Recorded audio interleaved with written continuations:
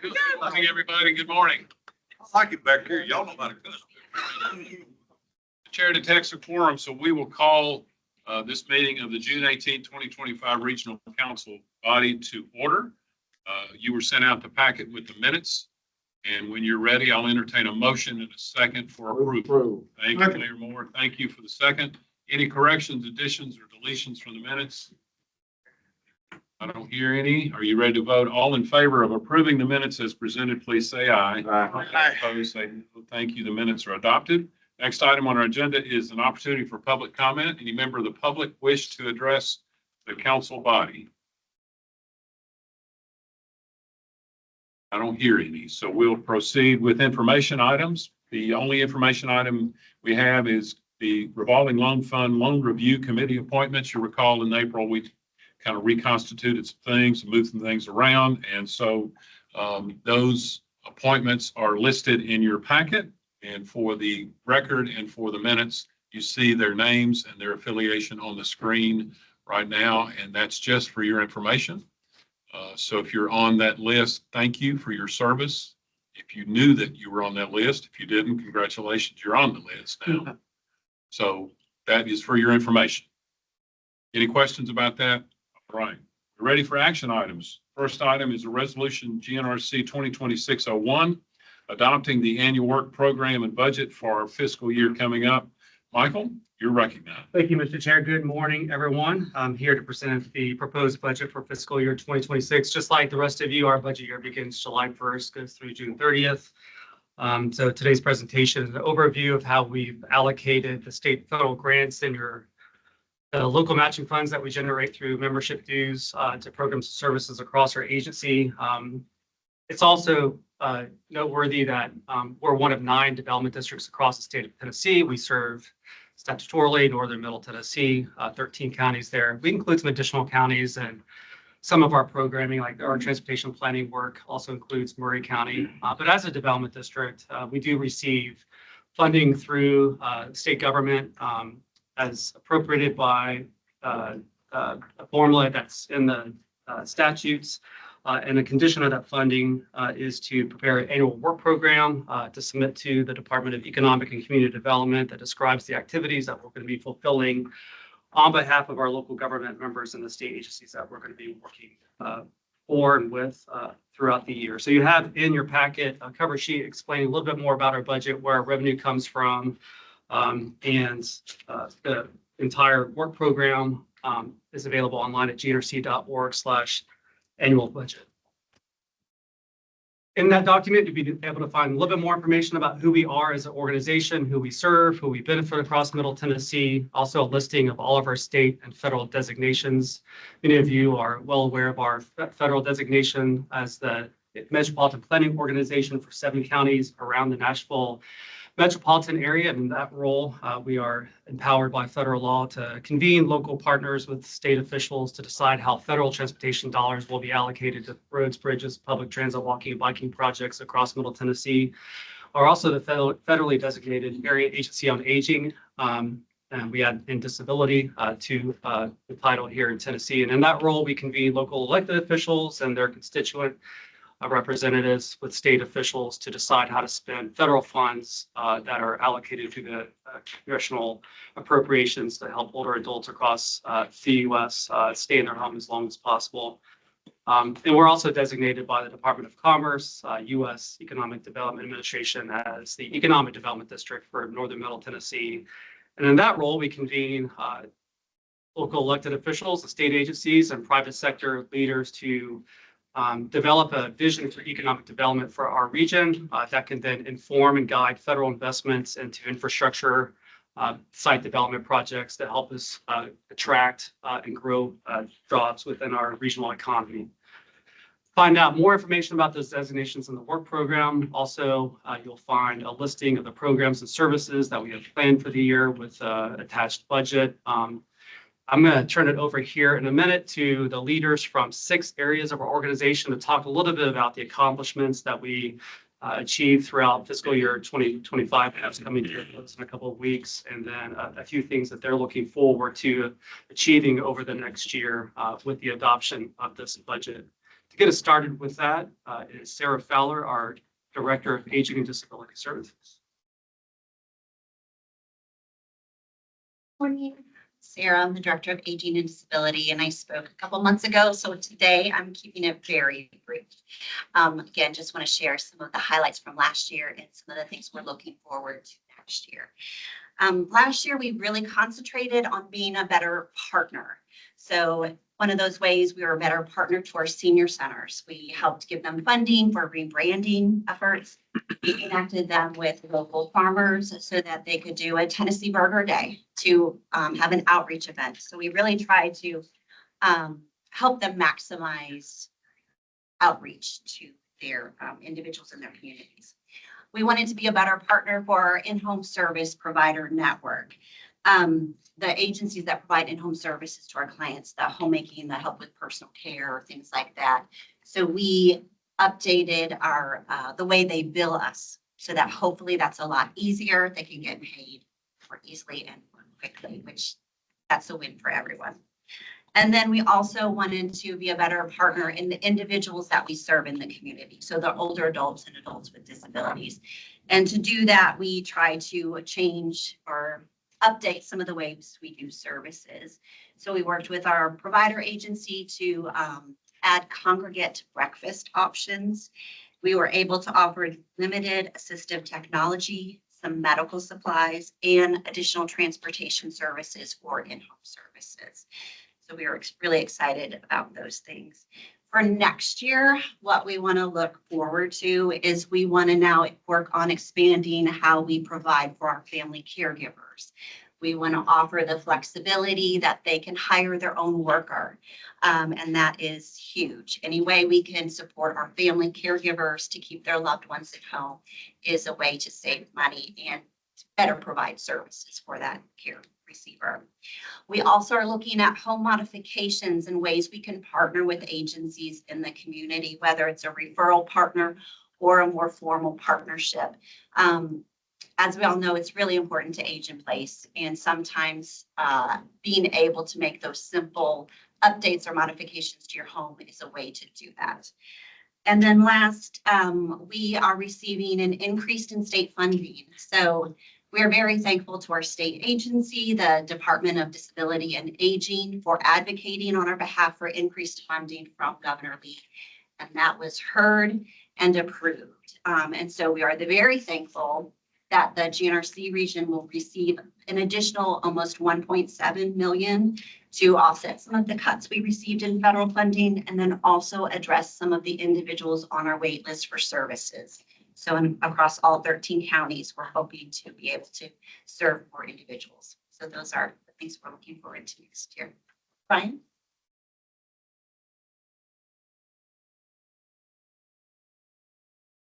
My name is Brian Halma. I'm a senior planner. I'll be presenting the Community and Regional Planning Team highlights on behalf of Jessica Hill. The Community and Regional Planning staff have been busy this year, and I'm going to highlight 3 areas of our work this morning. We supported Rutherford County, Wilson County, and the city of Portland in updating their comprehensive plan or future land use plan to guide growth over the next 25 years. These plans combined community input, envisioning with a data-driven approach to identify a growth strategy that is actionable by the city or county and their partners. Our staff completed 8 watershed-based plans and a supporting public participation plan. The purpose is to identify non-point source impairments and recommend best management practices to help restore impaired streams to their supporting uses. These plans meet EPA's requirements, which unlock future grant funding. For our on-call planning program, we assisted Coopertown in developing and adopting into their zoning regulations policies for a new downtown district focused on walkability, density, and a traditional block pattern. As we look forward to the next fiscal year, I want to highlight 3 projects or efforts that the planning staff will be working on. As part of the EPA's Climate Pollution Reduction Grant, we are leading efforts to complete the region's comprehensive climate action plan for Middle Tennessee. This effort involves inventorying and projecting emissions and recommending actions to improve air quality and advance workforce and equity goals across 17 counties. GNRC is working alongside the cities of Knoxville, Memphis, and TDEC's statewide strategy. We applied for a grant from the Office of Local Defense Community Cooperation to update the 2009 joint land use study in partnership with Fort Campbell and 4 surrounding counties. This project will help to identify and address encroachments and compatible uses around the base that could impact the military's operations and missions. And finally, our staff will assist local governments with updates to land use policies that address future growth and development while protecting critical resources and hazards, such as farmland, sensitive environmental areas, and flood-prone areas. And next will be Daniel.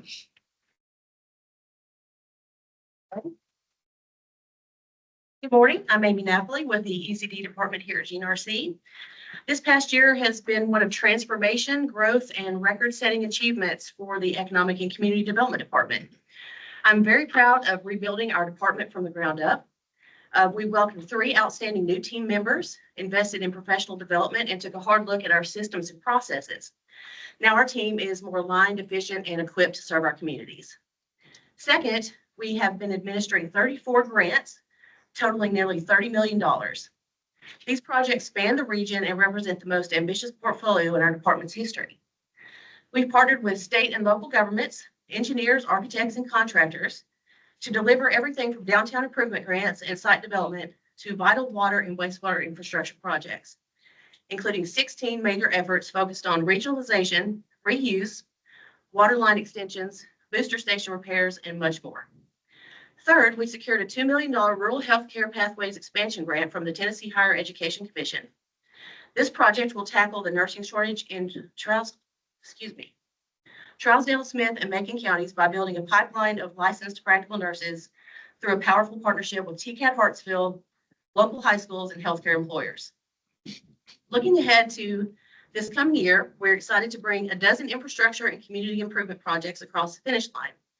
From expanded childcare facilities in Clarksville and Gallatin, road paving in Dover, a sewer pump replacement in Ashland City, grinder pump replacements in Mitchellville, water system projects in Erin, Van Leer, and Tennessee Ridge, downtown business facade improvements in Murfreesboro, drinking water projects in Robertson County, water reuse program in Wilson County, water infrastructure planning projects in Eagleville, a lead service line inventory in Nashville, and Wi-Fi expansion and digital skills training in 11 counties.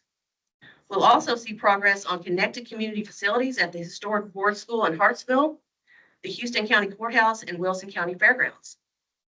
Second, we'll continue leveraging state and federal resources to administer 3-star grants and pursue EDA disaster recovery funding to support regional economic resilience. And finally, we'll complete the 5-year update to our comprehensive economic development strategy, ensuring our work stays strategic, inclusive, and future-focused. It's been a remarkable year, and we're looking forward to working with you in the next. Daniel?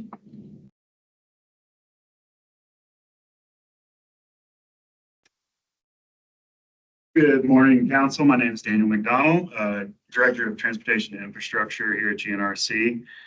Very exciting previous fiscal year.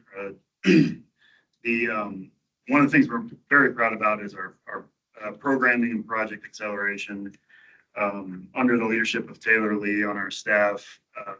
The end of last federal fiscal year, which was in the fall, we obligated $307 million federal transportation grants. That's a record for the MPO area.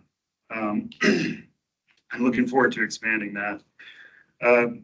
And secondly, we updated our coordinated human services transportation plan, which last update was 2016 to address transportation needs for disadvantaged communities throughout the region.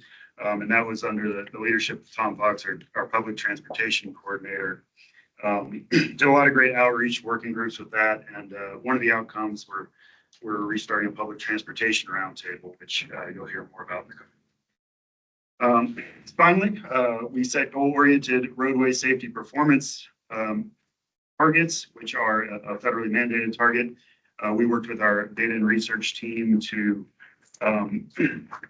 learn how we can create metrics-based targets that are reducing fatalities and serious injuries. This departs from the state's targets. And we're unique as an MPO to do so. We've gotten a lot of praise from our state and federal partners for this effort. Highlights for the upcoming year. First of all, we are looking forward to completing our 2050 Regional Transportation Plan update. This is a huge effort.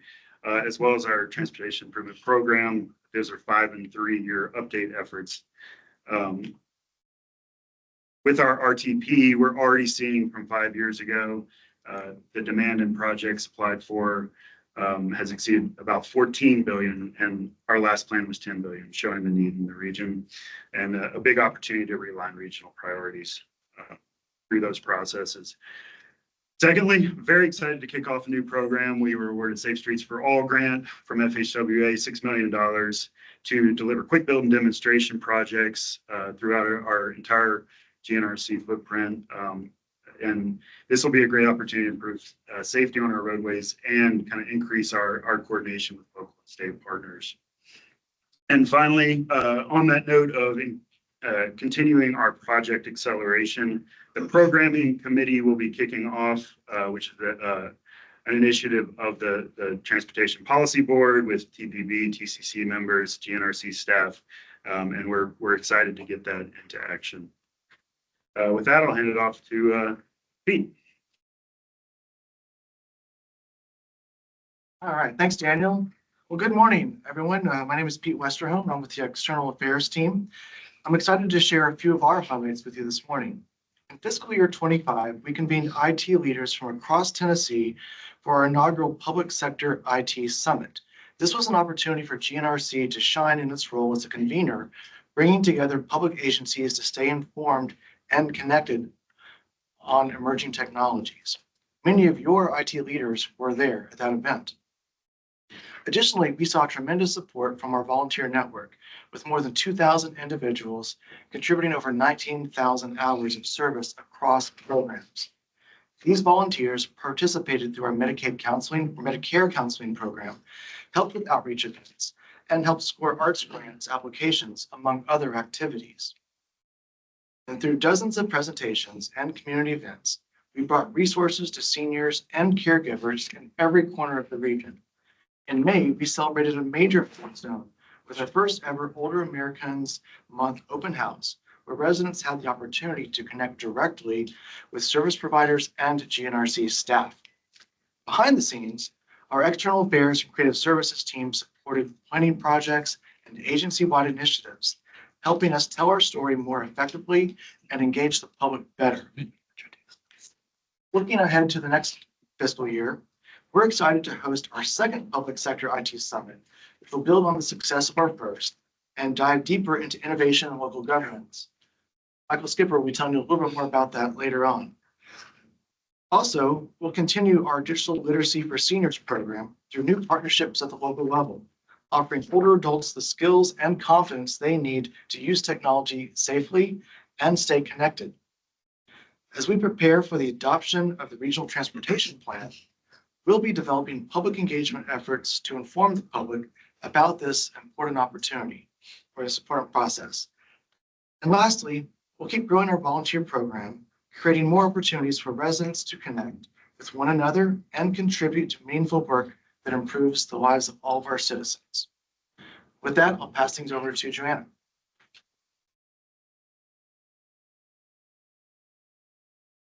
Hey, thank you, Peter. I'm excited for everyone's undivided attention as I go last.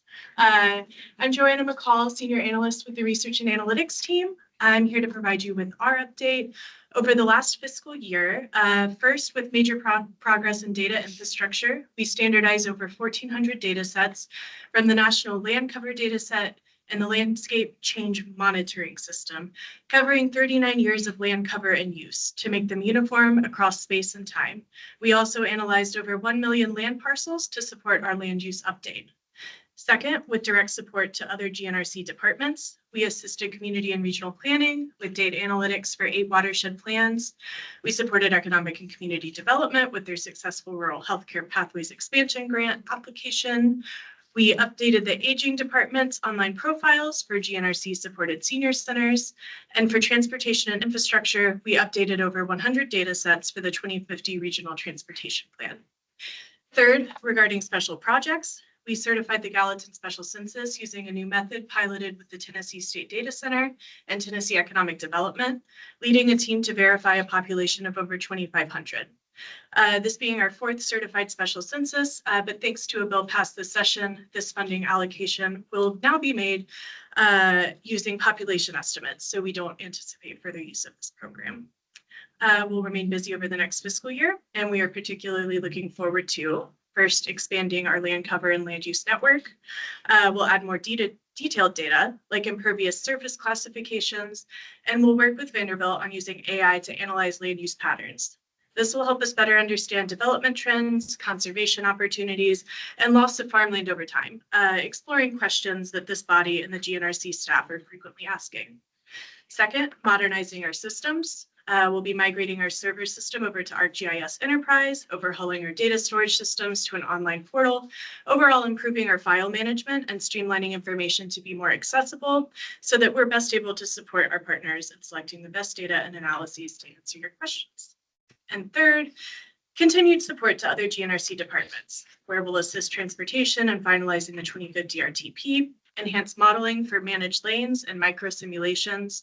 For aging and disability, we'll support updates to their area plan. For economic and community development, help with the SEDS update that Amy mentioned. And for community and regional planning, continued collaboration on their diverse project lineup. So thank you, and back to Michael. Thank you, Joanna. Just want to thank the team for those brief presentations. If any of that piqued your interest, the annual work program is a great document for you to browse. And if you have interest beyond that, any of one of us can get you connected to the right person to provide that assistance to your local community. But very proud of the work that our 85 professionals do across the hallway there on a day-to-day basis. And hopefully those presentations gave you a little insight into what they're doing for you all on a day-to-day basis. So to wrap up the presentation and then turn it over to the chair to entertain the resolution that's on the table, I'll go through the financials briefly. In any given typical year, GNRC's budget is funded at a rate about 60% from federal grants. Most of those grants pass through a state agency. We do have a couple of direct grants from the federal government, including grants from the Economic Development Administration and the Environmental Protection Agency, both of those, and now the USDOT with the Safe Streets for All grant. But most of our federal funding, even if it's statutorily required to come to us, passes through a state agency. But we also do get state funding. Some of this money is the state allocation made available through the statutes that I mentioned earlier that goes to development districts. But a lot of the money that we get from state agencies is either money that we're bringing to the region competitively through applications, or instances where a state agency has hired us to be boots on the ground for their operation. An example of that would be the technical assistance work that we do for TDEC around solid waste planning to help you all apply for the grants that are available to expand your infrastructure at the local level. And then about 16% of our budget is typically sourced from the membership dues that you all pay, which is providing the required non-federal match to draw down the federal funds, and then fee for service revenue that we generate off of our programming. A couple of examples of that would be some of you hire us to staff your planning department, your planning commissions, and your boards of zoning appeals, and that's a fee for service that we offer. Some of you hire us to update your comprehensive plan. Some of you hire us to help you prepare a grant application or to manage a project if a grant is awarded. All that is typically it's underwritten by the state and federal grants that we get, but there are also fees that go along with those services to cover our costs as an organization. And then in a given year, about 60% of our funding is paying for our staff and our operations, and about 40% of our money is just simply passed through and money that we're using to provide direct services to Middle Tennesseans, or that we're sub-granting to local governments or nonprofits across the area. So that's a typical year, and you can see there the list of the state and federal funding partners that we work with on a regular basis. As we prepared the fiscal year 2026 budget, which we began working on in February with the board of directors to the regional council, we began identifying a list of challenges that we're going to be confronted with. Many of you confronted with the same challenges, particularly around the higher cost of services provided by your vendors, higher rent, so on and so forth. We are very sensitive to even like the mileage reimbursement rate at the state and federal level, because travel across the region is often one of the bigger cost components of some of our programs and services. And then you'll note there a 30% increase in office rent. And that's primarily that's from fiscal year 2025 to 2026. We're actually in pretty good shape with our office rent. We're still under what we would have been paying had we not moved to this location a couple of years ago now. But we did have 2 free months rent that went into the budget last year that are not available to us this year. So that's why the increase there. Okay, looking ahead at 2026, here are some highlights of the current budget. We did get a recommendation from the Board of Directors back in February to increase the local government dues rate by 1 cent per capita. That generated enough money for us to stay out of the hole going into 2026. So the budget includes a 44-cent per capita local dues rate. Those dues estimates have been available to each of you since February. They're also available online at gnrc.org/budget as a downloadable form, and I also believe they're in the packet for you. We were successful in obtaining some additional funding through that development district allocation that's in the code. We worked with our counterparts across the state of Tennessee to make the case that the state should invest more in development districts, and received an increase in the formula that's embedded in the code. A portion of that increase went into effect this year. The rest of it will go into effect next year. But that was a happy moment for us during 2025 when that bill passed and the governor appropriated money or put money into budget amendment to make at least part of that happen. This is the final year of some of our American Rescue Plan funds, principally supporting the aging disability services within the budget. And so we'll begin to see that phase out as we go through this fiscal year.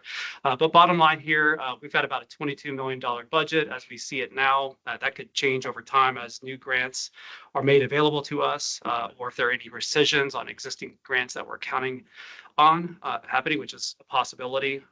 Of the $22 million in revenue identified under budget, about $10 million of that is in the form of pass-through money, so sub-grants to some of you all, and then paying for the cost of services that we're providing to Middle Tennesseans, again, primarily for our aging disability services. And then another thing that's really important for folks to understand about GNRC is that a lot of the regional work that we do is what's keeping you all eligible and state agencies eligible for billions of dollars in investments in infrastructure and social services. And so a lot of the work that we're doing is meeting the regulations that require regional cooperation and regional policymaking and decision-making around how federal investments are going to be spent across America. And so it's really important work to keep you all eligible for those big-time grants that often don't flow through us, but because we've done our job together as a region, we are now eligible for. Of the $22 million budget, 18.9 of that is in program activities. You can see there the bulk of that funding is included, is funding our aging disability services. And then you see community regional planning, and then I like to say small but mighty ECD team is relatively low cost to the organization, but huge impact in terms of quality of life for you all across the region. And then for administrative costs or overhead, we're looking at about $3 million for admin costs this year. The 3 largest cost elements here are staff, admin support staff, the finance team, our legal support, and then the other direct costs that are typically at the top of the list in terms of expenditure, our rent, and then the IT and office technology that we use to do our jobs. Overall, the admin costs are just under 14% of our overall budget, which is a little bit higher as a percentage than last year. But I think that percentage will go down over the course of the year as we begin to draw additional federal and state funds through competitive applications that we've identified in the work program, but we haven't incorporated as revenue into the budget assumptions yet. Finally, this is a look at how we're using your 44 cents per capita. Of the money that we generate from local dues, 28% of it is set aside per policy of the regional council for one of 3 programs, including cash, our reserve fund, our capital fund, and the government affairs work that we do. The remainder, almost 3/4 of it, is used for program support. Within that category, you see on the screen there, we use some of the money for required match. That's where we're required to provide non-federal match to programming. And then in some cases, though, what we're getting from state and federal resources in terms of revenue isn't keeping up the cost. And so we use dues to supplement those grants to do our work. So that's a full accounting of the just under $970,000 that will generate from the dues that you all will send into us by September 30th. Confident of it. So, Mr. Chair, that is the staff presentation this morning. I'll throw it back to you for resolution GNRC 2026-01. Okay, for the purposes of discussion about the resolution, I'll entertain a motion in a second, please. Thank you. Thank you, properly second. Now, questions, comments? Last night, we finalized our budget in Hendersonville, and it was based on estimates that were given to us from many organizations, including GNRC. The 1 cent, just for clarification, it was included in that estimate. Am I correct? Yes. Okay. Mayor O'Connell. Sure. Mayors Moore and Anderson had approached me asking if they could make voluntary contributions to Davidson County's dues, which are appreciable. So we'd be happy to accept those if they All are. right. All right. That's very generous. We appreciate it. Shoot tequila tonight. I'll buy the shot. Mr. Chairman, I would think after a man got his budget moved that he did last night, he's got more money, he's got sense. Friendly crowd, Mayor. Friendly crowd. Any other comment or question regarding the budget and the resolution? No, Mr. Chairman, I do ask, Mr. Skipper, maybe not this year, but next, we're all being faced with this new avenue called drones and how that applies to land application zoning, and particularly with the announcement of a major retailer saying that within the next 18 months, they're going to be delivering zones to our drone deliveries to our home. And so it's time for this organization, I think, on a regional basis to address that, even though it's more of a federal level. What I understand from my folks, it's more of a zone, drones at the zoning level is when they're on the land. But we need to begin that process from a regional level, if you don't mind looking into that. Absolutely. I agree with that. We're not looking for language that everybody has to fit into, but some commonalities would be helpful.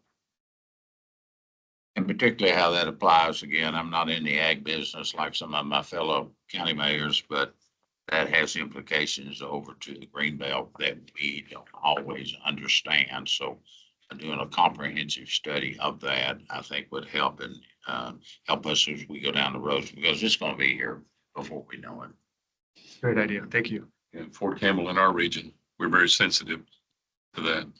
Share one more. Yes. Michael, I know that UT got some money for a planning grant that I know will be I guess available for some statewide purposes. Is GNRC evaluating that and whether or not that can be deployed regionally if we are eligible for any of that? Yes, sir. They UT reached out along with TML during the legislative process to compare notes on the state of planning across Tennessee and where there could be value added in the new program being created at the university, probably the CIS there. And it's our understanding, and it was our recommendation, that they focus largely on assisting local governments through the public Chapter 1101 requirements for urban growth boundaries, which is sort of gone cold a little bit the last few years, but has resurfaced as there are becoming increasing conflicts between economic development and farmland preservation goals. And so that's, I think, where they'll probably focus their efforts, not so much on your local comprehensive planning or staffing your planning department, but being that arbiter between municipalities and county governments when it comes to settling up on those UGBs and the preferred growth areas, which is a difficult situation for GNRC to be in, given that we we're co-owned and operated by all those communities. And so I think that's where they'll probably spend their time, but I hope that they will maybe do a few listening tours at the early creation to get a sense of what else might be out there in the form of assistance to local governments. But I do think it's really important that we stay coordinated so we're not duplicating services and confusing communities in terms of the opportunities that are out there for assistance. It was ideally if we can leverage funding, but also to your point, avoid deduplication. Thanks. Any more comment or question about this resolution?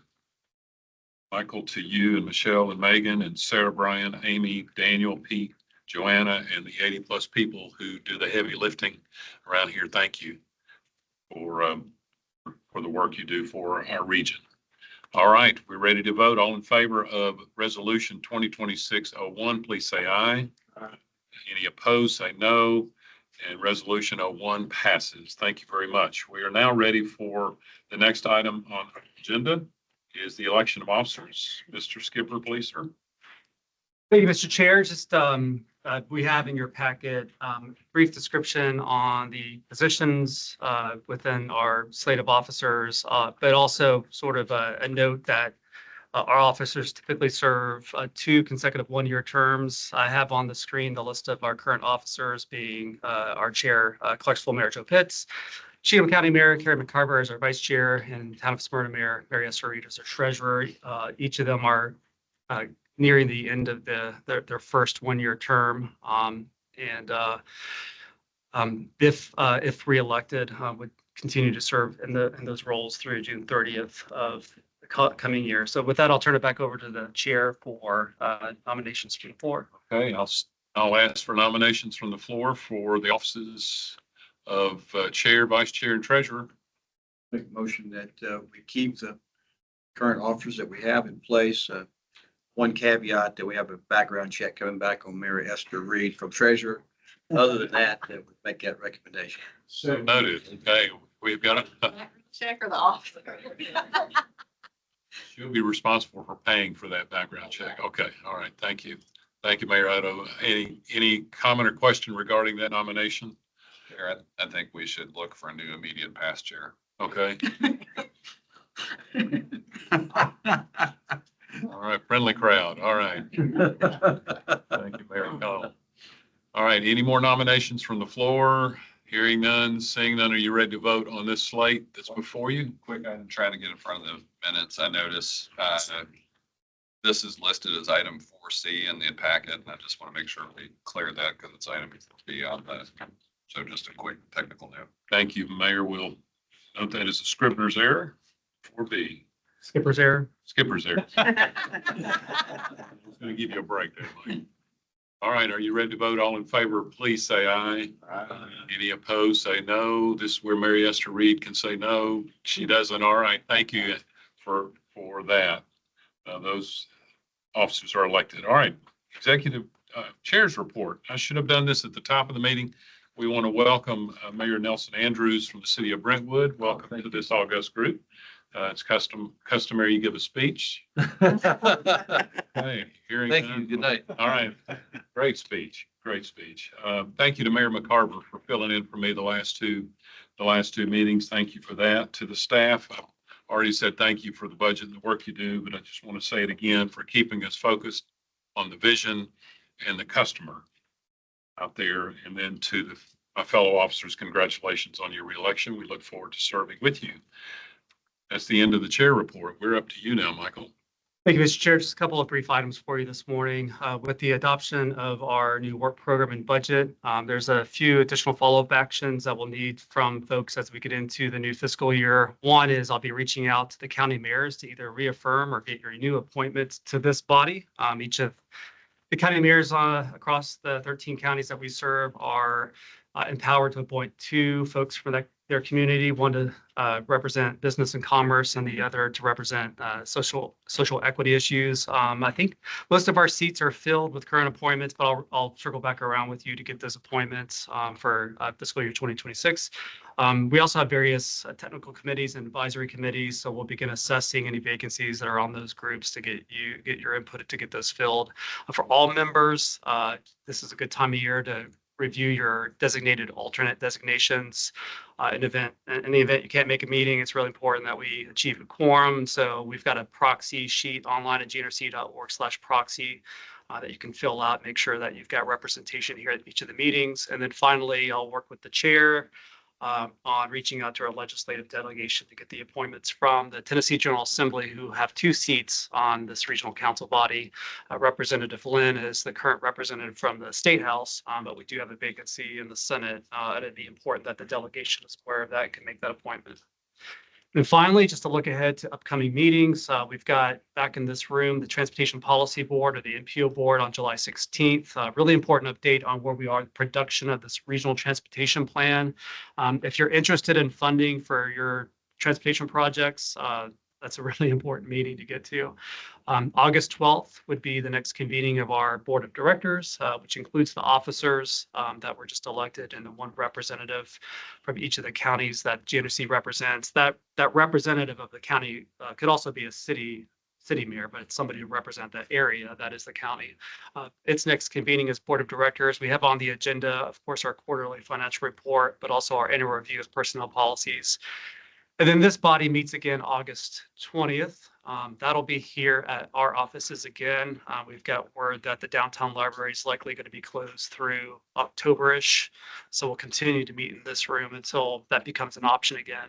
And at that meeting, we'll have an update for you on regional activities and grant opportunities that are out there for you to tap into. With that, Mr. Chair, I'll conclude the report. Okay, thank you. Any questions for Mr. Skipper? All right, any other business that we need to bring up today? I want to thank you all for your attendance today, your participation, and no other business before us. I'll